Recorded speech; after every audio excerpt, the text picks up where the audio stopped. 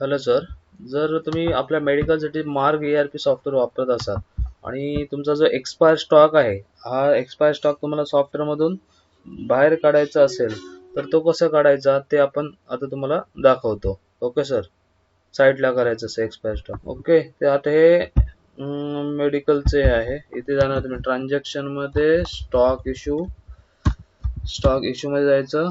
रिटेलमध्ये अगोदर इथे याचा लेजरचा जर ऑप्शन ऑन नाहीच आहे, त्यामुळे इथून नाही होणार ते. तुम्ही या सरळ अगोदर याच्यामध्ये मास्टरमध्ये या, मार्क सेटअपमध्ये या. रिटेल आणि होलसेल दोन ऑप्शन आहेत बघा इश्यू मध्ये. रिटेल मध्ये तुमची स्ट्रीप आणि टॅबलेट दोन्हींची पण एक्सपायरी काढू शकता.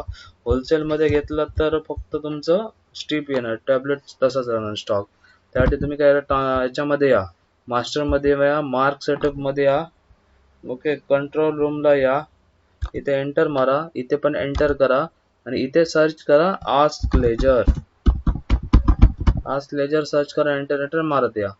ओके, त्याच्यानंतर इथे तुम्हाला एक ऑप्शन भेटेल बघा, हा option ledger name retail billing. Okay, इथे टेम्पररी ॲज करून ठेवतो, त्याच्यावर स्पेस बार आज करायचा.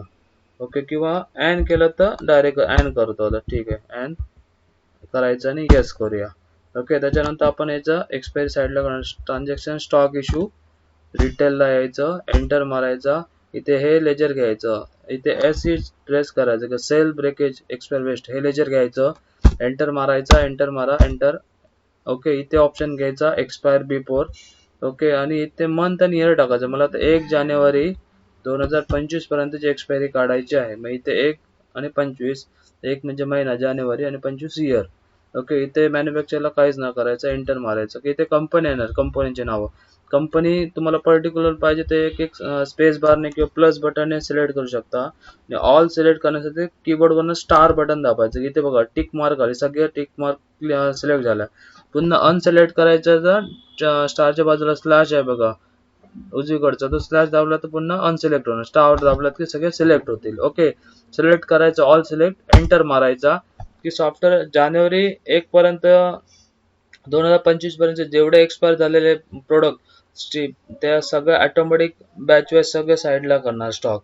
ओके, असा विंडो येईल. इथे एंटर मारा किंवा इथे दिसत असेल तर ओके म्हणा, किंवा सिम्बल एकदा एंटर बटन दाबा. बस, की सॉफ्टवेअरने हे बघा सगळा स्टॉक सगळा स्टॉक ऑटोमॅटिक साईडला करायला सुरुवात केली. या एंट्री मध्ये जेवढा तुमचा एक्सपायर स्टॉक आहे तो सॉफ्टवेअर ऑटोमॅटिक काढेल. ओके, बस.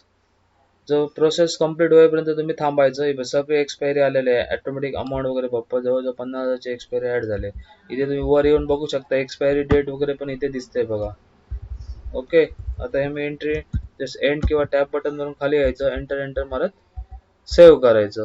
हा सगळा स्टॉक तुमच्या याच्यामधून साईडला झाला. ओके, त्यानंतर एस्केप करून बाहेर यायचं. त्यानंतर मारलेली एंट्री तुम्हाला स्टॉक इश्यूच्या मॉडिफाय मध्येच भेटणार. एंटर केलं, इथे डेट टाकायची, आजची डेटची एंट्री भेटणार आहे बघा. इथे एंटर मारून तुम्ही ओपन करून बघू शकता, मॉडिफाय करू शकता, प्रिंट पण करू शकता. ओके सर, ही एंट्री परत कोणता प्रोडक्ट नको असेल तर डिलीट केला तर अपडेट पण होईल तिकडे. ओके, अशा प्रकारे तुम्ही स्टॉक जो आहे एक्सपायर स्टॉक साईडला काढू शकता. Okay sir, thank you. याप्रमाणे रिटेलचा स्टॉक बाहेर काढायचा. सेल बिलला तुम्हाला इथे जर तुम्हाला विचारलं तर कॅश लेजरच घ्यायचं आणि बिलिंग चालू करायचं नेहमी. बस, थँक्यू.